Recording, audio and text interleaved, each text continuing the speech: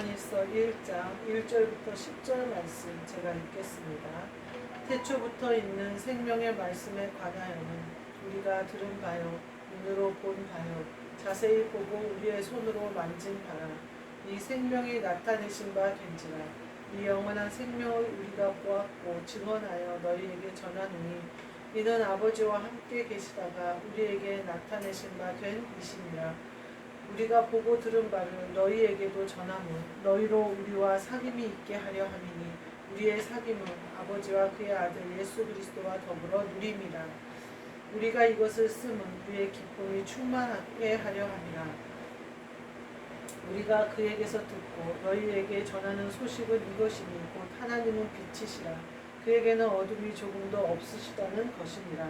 만일 우리가 하나님과 사귐이 있다 하고 어둠에 행하면 거짓말을 하고 진리를 행하지 아니함이거니와 그가 빛 가운데 계신 것 같이 우리도 빛 가운데 행하면 우리가 서로 사귐이 있고 그 아들 예수의 피가 우리를 모든 죄에서 깨끗하게 하실 것이요 만일 우리가 죄가 없다고 말하면 스스로 속이고 또 진리가 우리 속에 있지 아니할 것이요 만일 우리가 우리 죄를 자백하면 그는 믿으시고 위로우사 우리 죄를 사하시며 우리를 모든 불의에서 깨끗하게 하실 것이요 만일 우리가 범죄하지 아니하였다 하면 하나님을 거짓말하는 이로 만드는 것이니 또한 그의 말씀이 우리 속에 있지 아니하니라.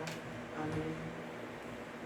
오늘은 생명의 말씀이라는 제목으로 함께 은혜를 나누고자 합니다. 오늘 1장 1절에 보면요, 태초부터라는 말이 나와요. 창세기 1장 1절에 보면 태초에 이렇게 그래서 이 땅이 있기 전에 우리도 있기 전에 시작을 누가 하셨냐 이걸 얘기하고 하나님이 시작을 하신 거예요. 그래서 그때부터 있던 생명의 말씀에 관하여 오늘 얘기하자 이 얘기를 하시는 거예요. 이 생명의 말씀이 뭐냐 그랬더니 우리가 들은 이 생명의 말씀이 첫 번째로 1장 1절 2절에 보면요. 우리에게 나타내신 바 됐다 이렇게 강조하고 있어요. 어느 정도로 나타나냐? 우리가 들은 바요, 눈으로 본 바요, 자세히 보고 손으로 만졌다 이렇게 표현해요. 이거는 예수님께서 생명의 말씀이신 하나님 아버지께서 예수님의 형상으로 예수 그리스도로 이 땅에 오신 것을 말씀하시는 거예요. 아들을 보내시는데 아들이라고 표현했지만 하나님 아버지의 분신인 거죠. 하나님 아버지가 곧 내려오신 거예요. 그렇게 예수님이 나를 봐놓고 뭐 아버지를 보여달라고 하느냐 이렇게 얘기하시는 거예요. 그 예수님을 이 생명의 말씀을 우리가 요한이 지금 뭐라고 표현하냐면 나는 그 말씀을 눈으로 봤고 들었고 손으로 만져봤다 이렇게 얘기하는 거예요. 자세히 봤대요. 자기는. 왜 그랬을까요? 3년 동안 예수님과 도회했잖아요. 요한이. 그러니까 정말로 예수님을 손으로 자기는 만져봤고 그 말씀을 늘 들었고 늘 자세히 보한 거예요. 예수님이. 태초에 이 천지를 창조하시고 시작하셨던 그 하나님이 생명의 말씀이 눈앞에 그렇게 성육신이 되어져서 자신과 함께 3년 동안 동행했다는 것을 세례 요한이 얘기하고 있는 거예요. 이 말은 무슨 말이냐면요. 곧 그와 같이 우리도 하나님의 생명 말씀을 받아 예수님이 3년 그 육신의 모습으로 그 십자가에서 돌아가실 때까지 산 것처럼 우리도 그와 같이 살 수 있다는 거예요. 우리도 생명의 말씀을 받으면 생명의 말씀의 근원이 되어져서 우리도 그 예수 그리스도와 같이 변화되어 살 수 있다는 거예요. 눈으로 보고 만지고 예수님이 그러니까 제자들한테 나타나서 뭐라고 그래요? 먹을 거 갖고 와라 하고 함께 먹잖아요. 왜냐하면 예수님이 너희와 똑같이 살아있는 자라는 육신을 입고 있는 자라는 걸 그들에게 증명하기 위해서 그래요. 그러니까 도마가 못 믿겠다고 그러니까 뭐라 그래? 도마한테 와서 여기다 손을 넣어보고 옆구리에 넣어보고 믿어라. 믿는 자가 되라. 보지 못하고 믿는 자가 더 복되다 이렇게 얘기를 하시잖아요. 그러니까 예수님을 성육신 돼서 몸까지도 부활한 거를 믿지를 못하고 또 몸으로 오셔서 사람의 모습으로 사람과 똑같이 말하고 먹고 사람들 궁중 속에서 이렇게 시달리고 막 회전해서 전도하다가 핍박도 받고 이 모습을 본 거예요. 근데 요한이 예수님이 부활하시고 나서 보니까 그분이 생명의 말씀이 맞단 말이에요. 시간이 지나서 성령을 받고 보니 더더욱 맞단 말이에요.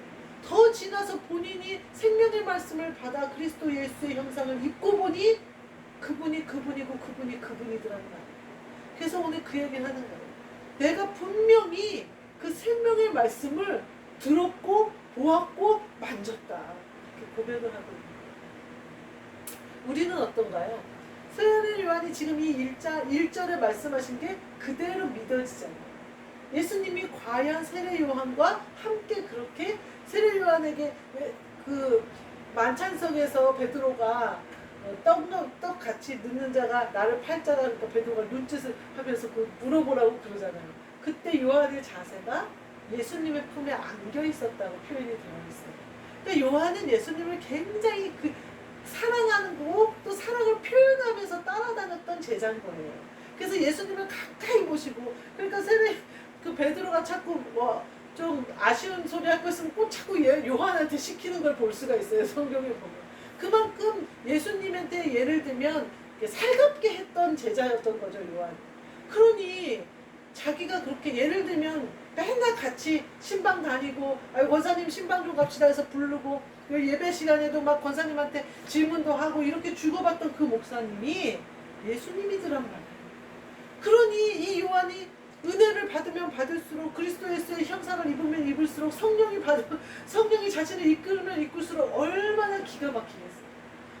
저는 너무나 기가 막힐 것 같아요. 예를 들면 이승현 목사님이 평생 내가 사랑하고 내가 그렇게 구박도 하고 내가 싸우기도 하고 막 이랬는데 그분 안에 예수님이 계셨고 그분이 그리스도 예수의 형상이셨고 그랬다는 것을 어느 순간 느끼면 내가 그래도 내가 놀라운데 그분이 진짜 예수님이라는 걸 느꼈을 때 세례 요한이 얼마나 그때는 내가 몰랐을까? 왜 내가 예수님이 그렇게 십자가 지기 전에 기도하셨을 때 왜 예수님 옆에서 한마디라도 기도해드리지 못했을까? 막 그런 마음들이 왔을 것 같아요. 그때는 못 알아봤죠. 그때는 그냥 그리스도 신거는 믿어지지만 긴가민가 하면서 큰 선지자인가 이러면서 긴가민가 했잖아요. 예수님 붙잡혀가니까 다 도망가잖아요. 근데 오늘 세례 요한이 딱 1절이 자기가 분명히 눈으로 보고 자세히 보고 손으로 만졌다. 생명의 말씀. 그분이 생명의 말씀이더라. 지금 부활승천하셔서 내 안에 지금 계시다. 요한이 이렇게 얘기해요. 내 안에 계셨던 그분이 나랑 같이 먹고 마시고 내가 투정 부릴 때 받아주시고 내가 위험하다고 무섭다고 그러면 얼른 파도를 잔잔케 해주시고 그분이 그분이더라. 또 그분이 태초부터 계셨더라. 이 얘기를 하고 있어요. 저는 이게 다 믿어져요. 우리 모두 이 말이 믿어진다면 우리는 이미 그리스도 예수의 신부가 되어서 부부가 된 거예요. 근데 이 말이 제자들의 그 예수님 승천하시기 전에 제자들처럼 긴가민가 하고 믿어졌다 안 믿어졌다 하고 깜빡깜빡 하다 그러면 아직 결혼하지 못한 거예요. 그리스도의 신부로 함께 하지 못한 거예요. 그걸 뭘로 보면 알 수 있냐면요. 우리가 결혼 전에는 신랑에 대한 로망이 있어요. 내가 어떤 남자랑 결혼을 할까? 저는 이 남자 저 남자 세상 마음에 드는 남자가 없어서 혼자 살려고 그랬어요. 세상 나만큼 백보가 있고 나만큼 믿음이 있고 이런 남자가 없는 것 같은 거예요. 그래서 아이고 혼자 살아야겠다고 독신을 선포했어요.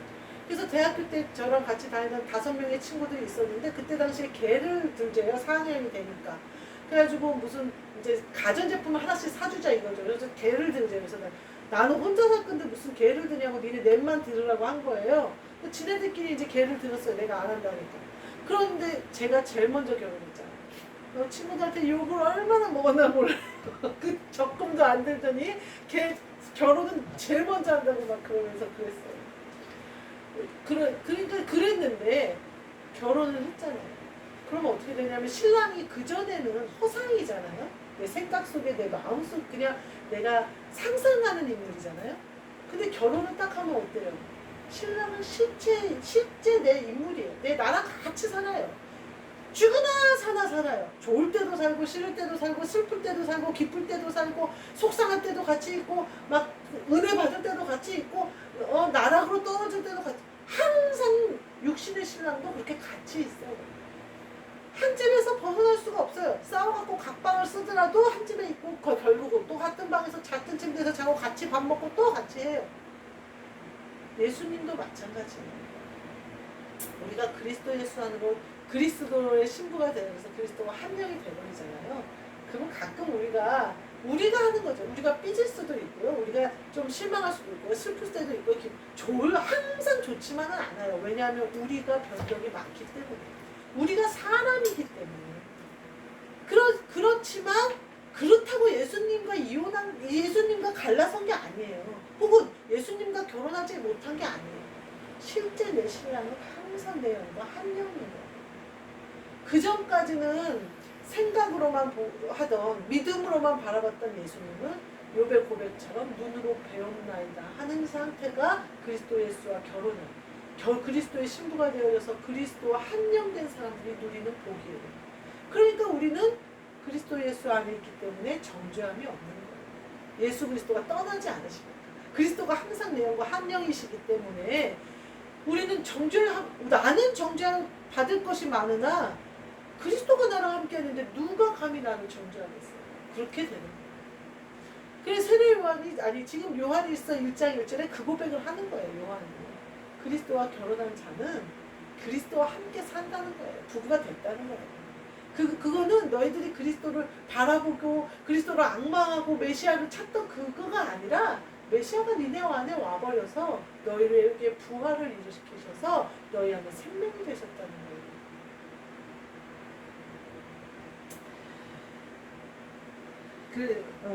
그 얘기를 1장 1절 2절에 하고 있었어요. 우리 아들이 오늘 아침이 아니고 어제 저녁이었어요. 오더니 이상한 꿈을 꿨대요. 무슨 꿈인데? 자기가 죽었더래요. 누워있으니까 엄마랑 아빠가 침대에 와서 이렇게 서 있고 많은 사람들이 이렇게 여러 명들이 침대를 이렇게 쭉 두르고 서 있더래요. 그러면서 지가 죽어서 누워 있는데 나 이렇게 죽기는 억울한데 그런 생각이 들더래요. 그래서 누가 나 좀 여기서 꺼내줬으면 좋겠다 이 생각이 드는데 갑자기 손이 쑥 나오더니 자기를 쑥 잡아 끌어내더래요. 그래서 살았대면서 자기 부활했다고 그러더라고요. 그래서 제가 그 말에 아멘 했어요. 본인이 부활했다는데 아멘이죠. 뭐라고 그러겠어요. 본인이 고백을 하는데. 그러면서 제가 그랬어요. 아들의 외모나 하는 행동이 아니라 그와 함께하는 하나님 때문에 내가 믿는 거예요. 그가 하나님과 예수 그리스도와 함께한 또 그가 그리스도와 함께한 그래서 그 안에 있는 것들이 활성화돼서 일할 날이 오지 않나 이런 생각을 하면서 생명을 이제 얻었구나. 근데 제가 이 말씀을 이미 준비한 상태고 끝난 상태예요. 그러면서 제 마음에 오늘 아침에 기도를 하는데 그 마음이 생명의 말씀은요 끊기지 않는 거예요. 가문에서도 끊기지 않아요. 주님은 시몬의 아들 베드로라고 부르잖아요. 그리고 누구의 아들 디모데 다 그런 외조모 안에 있더니 엄마 안에 있더니 네 안에 있고 이 흐름은요 절대 끊을 수 없고요. 그래서 우리의 믿음의 행보가 자녀의 믿음의 행보가 되는 거예요. 그가 쫓아오기 싫다고 거기 주저앉아서 해차를 부린다고 해서 그 길이 안 오는 길이 아니에요. 제가 지 입으로 나는 완전 죽었는데 이렇게는 못 죽겠더라고. 억울하더라고. 근데 누가 부활을 시켜줬다는 거예요. 손이 쑥 들어와서 자기를 살려줘서 부활했다고 하면서 막 그러지. 알 건 다 알더라고요. 그래서 제가 일만 하면 되겠네 속으로 그랬어요. 생명의 말씀은요 늘 우리와 함께 있어요. 제가 그걸 느꼈어요. 아들이 하는 거나 이렇게 보면 세상 애들하고 다를 게 없잖아요. 그러나 생명은 태초부터 있었던 그 생명의 말씀은 그 안에 있는 거예요. 그거는 누구도 부인할 수도 없고 뺏어갈 수도 없고 끊을 수도 없는 그 생명은 그 안에 있는 거예요. 제가 보면서 참 아멘 하면서 그 은혜가 내게 족하다 이 생각이 들더라고요. 생명의 말씀은 이렇게 살아있는 거고요. 실제 우리 눈앞에 있는 거고요. 일어나는 일들이에요. 내 육신의 신랑이 실제 내 눈앞에 있고 나랑 대화하고 나랑 이러는 것처럼 이 생명의 말씀은 말씀 가운데, 기도 가운데, 예배 가운데 우리와 늘 말씀하시고 본 바 되어지고 들은 바 되어지고 손으로 만진 바 되어지는 거예요. 두 번째로는요, 여기 뭐라고 표현이 되냐면요, 3절 마지막에 예수 그리스도와 더불어 누림이라 이렇게 얘기해요. 더불어 누림이라. 아니 우리 보고 아들 예수 그리스도와 같이 더불어 산다 그러거나 너희가 더불어 한 영이 되었다 이런 게 아니라 더불어 누림이라 이렇게 표현해요. 이 말은 뭐예요?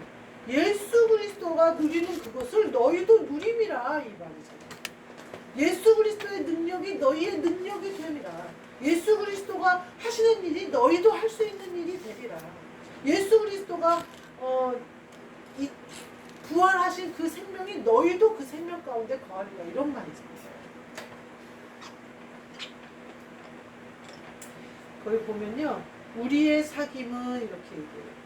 우리의 사귐은요, 성령으로 한영되어진 사람들의 사귐을 말하는 거예요. 아버지와 그의 아들 예수 그리스도와 더불어 누립니다. 우리가 이것을 쓰면 우리의 기쁨이 충만하게 하는 거예요. 우리는요, 영으로 다 묶여있는 거예요. 지금 방송으로 예배드리시는 분도 계시고, 또 오늘 헌금하셨던 임종현 전도사님도 계시고, 또 많은 분들이 함께 예배를 드리세요. 정시에 방송으로 예배를 못 드리시면 재방송으로라도 계속 있는 걸 찾아서라도 예배를 드리시거든요. 그 부분, 하여튼 우리의 이 사귐이 있는 모든 분들은 예수 그리스도와 함께 누림이라 이렇게 그러니까 우리가 예수 그리스도와 함께 나 하나가 그리스도 예수로 옷 입고 그리스도 예수로 바로 서면 그들과 함께 다 같이 누립니다. 옛날에 다윗이 블레셋으로 도망가 있다가 블레셋이 사울이랑 걔네랑 싸우러 나가잖아요. 전국적으로 아주 모집을 하고 전쟁을 나가니까 다윗도 어쩔 수 없이 거기 간 거죠. 그랬더니 방백들이 다윗을 왜 같이 우리와 전쟁에 참여시키냐 돌려보내라 그래요. 그러니까 이제 다윗이 다행히 돌아가게 되죠. 갔더니 다윗이 그 모집한 곳에 갔다 오는 동안 그 변방에 있던 민족들이 예를 들면 오랑캐 같은 사람들이겠죠. 들어와서 다윗의 그 장막을 완전히 회파시키고 다윗의 아내들부터 시작해서 그 함께 갔던 군인들의 자녀들까지 싹 끌고 가버린 거예요. 그러니까 그때 어느 정도로 급박했냐면 그 따라갔던 사람들이 다윗을 돌로 쳐 죽이려고 해요. 자기네들이 이제까지 가졌던 모든 것을 잃었잖아요. 그러니까 그렇게 하려고 해요. 그런데 다윗이 하나님께 물어요. 그러니까 하나님이 가라. 되찾을 거다 그래요. 그러니까 다윗이 막 되찾으러 가요. 근데 이 병사들이 솔직히 다윗에게 준 그 땅이 아주 안 좋은 땅이었던 것 같아요. 지금 보면. 근데 다윗이 거기에서 잘 머무르고 있었는데 이 사람은 도시까지 갔다 왔으니 얼마나 병사들이 다 지쳤겠어요. 근데 그 사람들을 추격해서 가니까 낙오된 사람들이 있어요.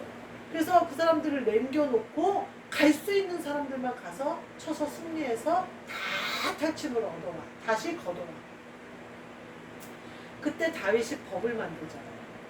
그때 그 같이 갔던 사람들이 뭐라고 그러냐면 뒤에 쳐져서 쉬고 있던 사람들에게 왜 우리가 탈취한 물건을 다 나눠줍니까? 지네 자녀들이나 데리고 가라고 합시다. 어떻게 생각하면 맞는 말이에요. 자녀들 돌려준 것도 아마 그 사람들도 그랬을 거예요. 아유, 자녀들만 돌려줘도 너무 내 그 처자들만 나에게 다시 줘도 나는 감사하다. 이렇게 했을 거예요. 근데 다윗이 뭐라고 하냐. 우리를 승리케 하시는 분은 하나님인데 우리가 함께 나눠가는 것이 옳다. 이렇게 얘기해요. 그게 하나님의 마음이에요. 하나님은 뒤에 힘이 없어서 못 간 거잖아요. 나도 처자들 구하고 싶은데 힘이 없어서 못 간 거잖아요. 나도 구원받고 싶고 내 가정 구원시키고 싶고 예수 그리스도 믿고 싶고 성령 받고 싶고 그리스도 예수로 옷 입고 싶은데 힘이 없어서 못 가잖아요. 마귀에게 강력히 사로잡혀서 올무를 꿇은 힘이 없어서 거기 그렇게 주저앉아 있는 거잖아요. 그 사람들은 어떻게 하라는 거예요? 함께 네가 가진 것으로 나누라는 거예요. 그러면 그도 살고 너도 산다는 거예요. 그렇다고 해서 내가 가난해질 것도 없다는 거죠. 왜냐하면 공급하시는 분이 하나님이시니까. 그 원리예요. 그래서 그 처자들만 때만 겨우 그렇게 하는 것이 아니라 같이 더불어 누리라는 거예요. 만약에 우리가 예수님과 하나님이 우리와 같이, 예수님이 부활 승천하셨는데 예수님이 더불어 누리시는 것을 거부한다면 우리는 구원이 없어요. 근데 예수님이 누구든지 내게로 와서 마시는 자는 목마르지 않는다. 이렇게 하셨어요. 누구든지 와서 마시래요.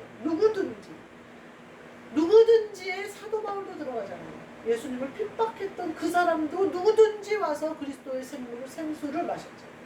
누구든지라고 하는 말에는 모든 사람이 예수님이 뭐라고 표현해요? 나를 찔렀던 자들도 보리라 이렇게 얘기했잖아요. 누구든지 예수님께 돌아오는 생명의 생수, 이 누림을 우리에게도 하라는 거예요. 누구든지 오면 네 생각으로 네 마음으로 판단하고 정죄하고 되네 안 되네 힘드네 많이 하지 말고, 누가 너보고 하라는 거냐?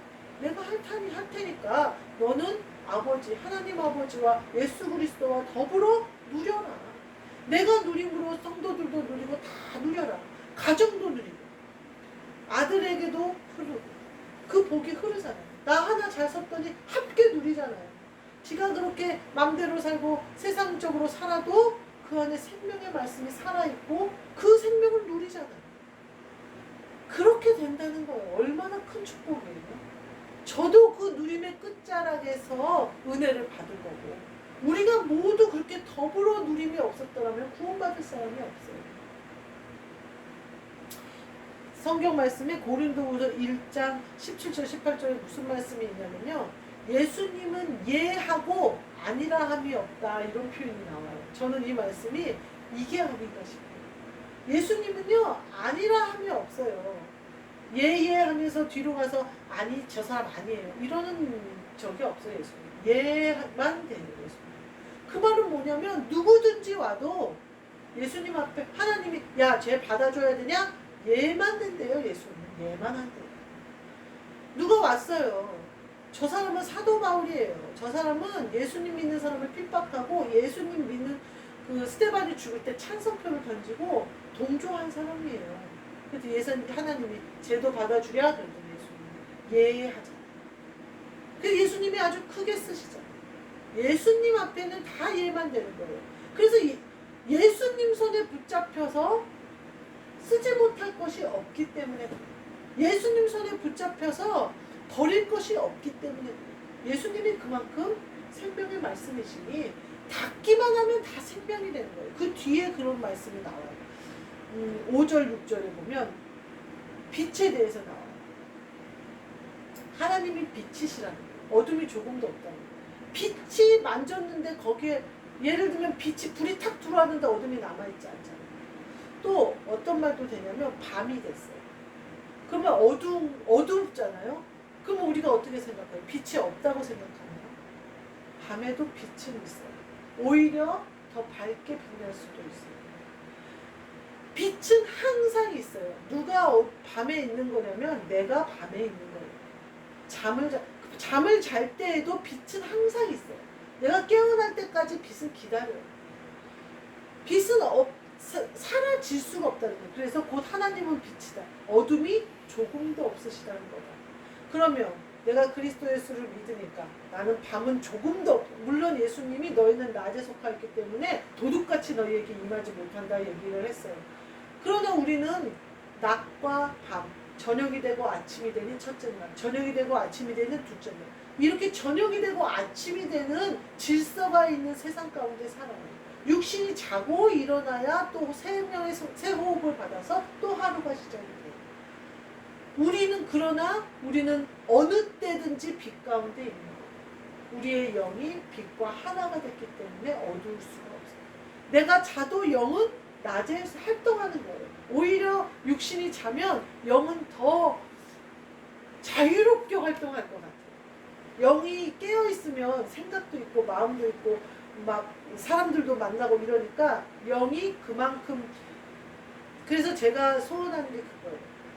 깨어있을 때 영이 완전히 강권적으로 날 지배하셔서 예수 그리스도와 더불어 사는 것을 깨어있을 때 더 하기를 원하는 거예요. 그러면 내 언어나 행함이나 생각이나 마음이 그리스도 예수의 것으로 바뀌겠죠. 그러면 아마 사람들은 미쳤다 그럴 거예요. 내 언어나. 지금도 제가 마트에 있으면 이상한 사람이라고 그래요. 이상한 언니라고 그래요. 왜냐면 사람들이 되게 잘 따르고 내가 사람들을 싫어하는 것 같지 않은데 사람들과 다 거리를 두고 일단 또 사람들의 말에 일단 휘둘리지 않는 그러니까 제가 되게 이상하다고 애들이 다 표현을 해요. 왜냐하면 나는 주님과 더불어 사는 것이 내 기쁨이요, 내 중심이요, 내 원함이거든요. 그러니까 거기에 있지 않아요. 근데 내가 일을 위해서 필요한 것들을 하는 건데 그러면 어떻게 되냐면 사람들이 더 좋아해요. 더 따라요. 왜냐하면 내가 그들에게 생명의 말씀을 얘기하진 않잖아요. 세상 사람들에게 얘기하지 않으니까 그 사람들은 뭔지 모르는데 찾고 그렇게 오기를 원하는 거예요. 반면에 올 때마다 들어온 게 드러나서 나를 싫어하는 사람도 있어요. 올 때마다 자기의 거짓말이 드러나버리고 자기가 이제까지 안 했다고 거짓말해서 다 묻었었는데 내 앞에 오니까 그게 만천하에 드러나가지고 아주 자기가 한 말도 안 한 사람이라는 게 드러나고 막 이러니까 알면 또 옆에 안 와요. 그래서 또 좀 있으면 이제 마트를 그만둬요. 그런 사람들. 그러더라고요. 근데 하여튼 제가 원하는 건 뭐냐면 제가 계속해서 힘써 지키는 건 뭐냐면 이거예요.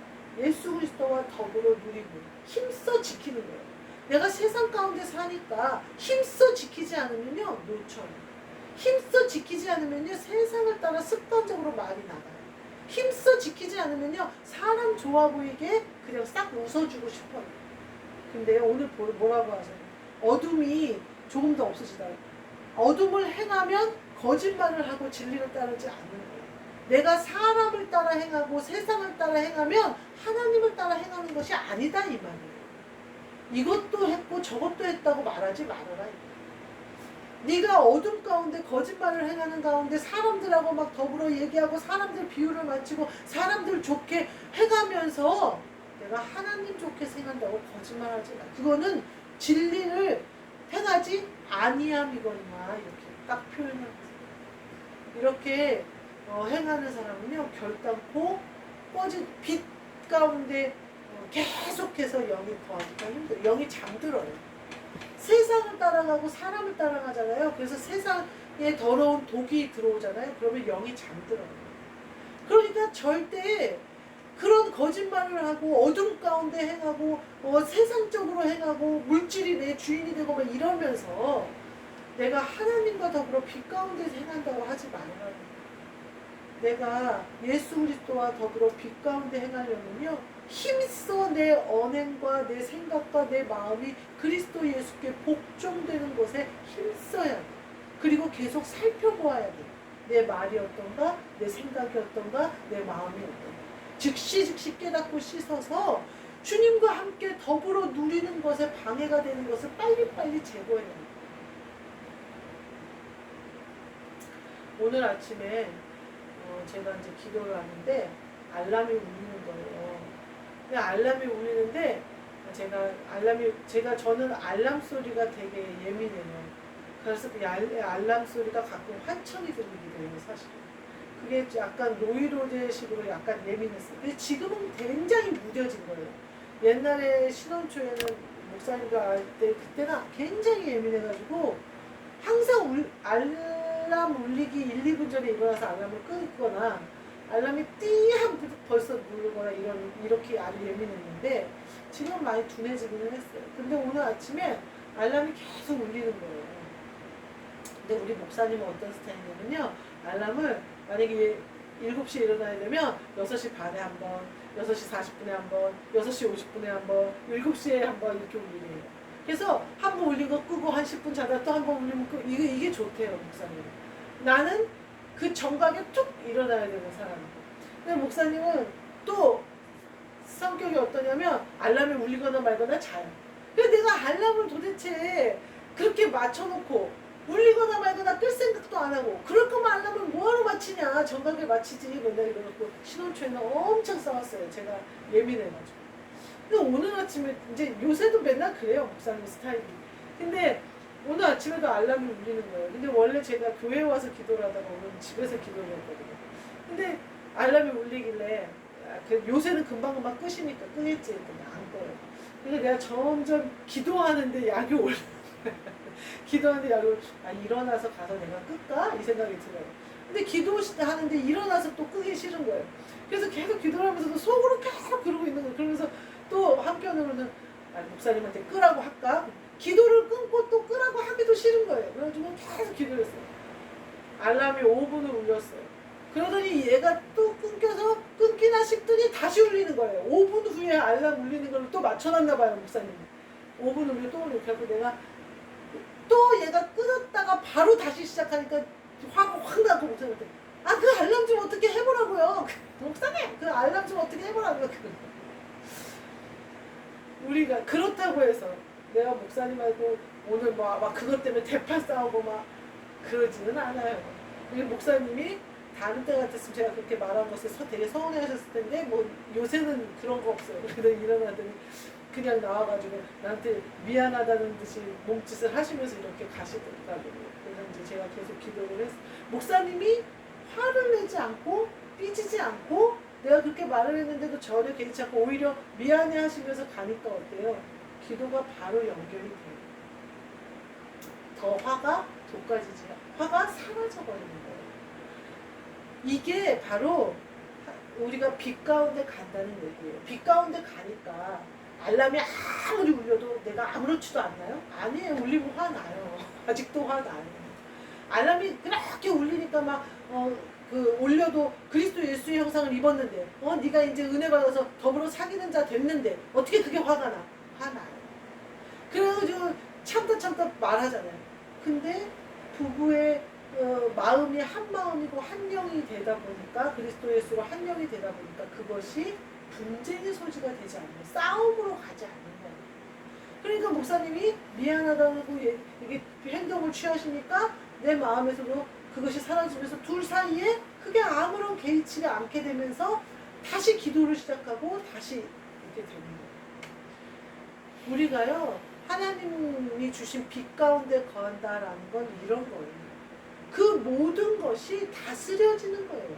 그리스도의 다스리심 가운데 빛이 다스려지시, 빛이 우리 가운데 함께 해주시는 거예요.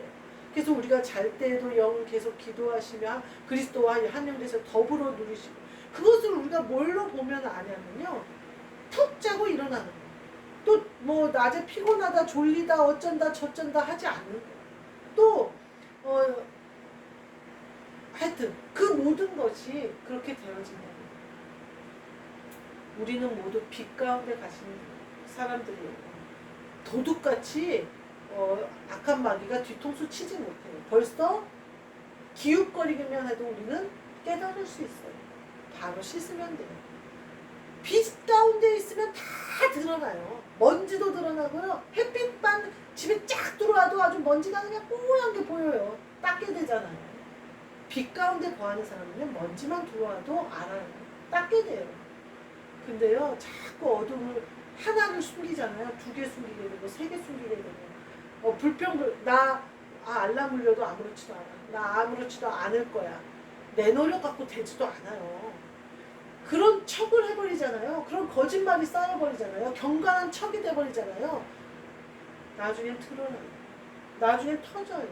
영이 더러워져서 잠들어요. 큰일 나요. 그때 드러나면 서로 간에 사람이 상하지 말아야 돼요. 관계가 상하지 말아야 돼요. 더불어 누림이 상하면 안 돼요. 그게 빛 가운데 거하는 자들의 증거예요.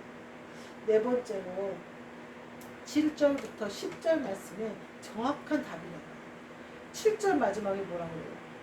모든 죄에서 깨끗하게 하실 것이요. 이렇게. 우리는 결코 죄에서 자유로울 수 없어요. 우리는요, 이미 우리가 앞으로 지을 죄도 예수님이 이미 다 씻으셨어요. 그렇다고 해서 우리가 죄를 짓지 않는 게 아니에요. 우리는 절대 죄로부터 자유로울 수가 없어요.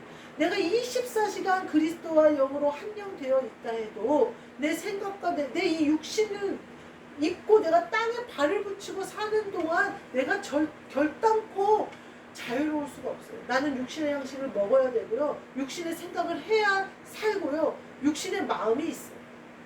그것이 다만 예수 그리스도의 손에 붙잡힌다는 거 그거거든요. 그래서 우리가 그 손에 붙잡히는데 합당한 자가 되기 위하여 기도하고, 합당한 자가 되기 위하여 말씀 보고, 합당한 자가 되기 위하여 예배드리거든요. 그렇다 할지라도 우리는 죄로부터 자유로울 수가 없어요. 근데 오늘 뭐라고 해요? 모든 죄에서 깨끗하게 하실 것이라는 거예요. 우리가 빛 가운데 계신 것 같이 우리도 그 빛 가운데 행하며, 내가 그리스도를 따라 그리스도와 한영된 것으로 행하며, 내가 드러나는 것마다 다 회개하고 그때그때 씻으며, 내가 빛 가운데 다니는 것을 두려워하지 않고, 내 들어온 것이 드러나는 것을 두려워하지 않고, 내가 늘 깨어있는 것을 두려워하지 않고, 세상을 싸워 이겨야 되는 전쟁을 두려워하지 않고 빛 가운데 행하면 모든 죄에서 우리를 깨끗하게 하실 것이다. 모든 것에서 승리케 하실 것이다. 모든 것을 이기게 하실 것이다. 이렇게 얘기하고 있습니다. 우리에게는 이 승리가 우리의 것이 되어야 합니다. 그러한 사람이 생명의 말씀으로 사는 사람입니다. 우리 모두 생명의 말씀으로 사셔서 더불어 누리는 축복을 누리고 하나님과 사귐이 있는 그 영화로운 은혜 가운데 사시는, 그래서 모든 죄가 깨끗해지시는 저와 여러분이 되시기를 주님의 이름으로 축복합니다. 아멘. 기도하겠습니다. 하나님 감사합니다. 우리 안에 아름다운 생명의 말씀을 주셨사오니 이 말씀이 우리의 생명이 되어져서 우리를 주장하시고 다스리시고 우리의 모든 것을 공급하시고 흐르게 하사 더불어 사귐일 수 있어요. 하나님 아버지와 예수 그리스도와 더불어 사귐으로 그 예수 그리스도가 누리시는 모든 것을 누리는 은혜를 누리게 하여 주옵소서. 그리하여 빛 가운데 행함으로 모든 죄가 깨끗해지는 우리 모두 되어져서 늘 그리스도 예수와 한영된 은혜를 누리며 한 부부 되어 아름다운 형상과 아름다운 집과 아름다운 성전을 만들어가는 우리 모두 되게 하여 주옵소서. 예수 그리스도의 이름으로 기도하옵나이다. 아멘. 주 예수 그리스도의 은혜와 하나님 아버지의 사랑과 성령님의 교통하심이 생명의 말씀으로 우리 충만케 되어 그 생명으로 사는 우리 모두에게, 그리고 우리가 함께 기도하며 사랑하는 모든 사람들에게 영원까지 함께 있을지어다. 아멘.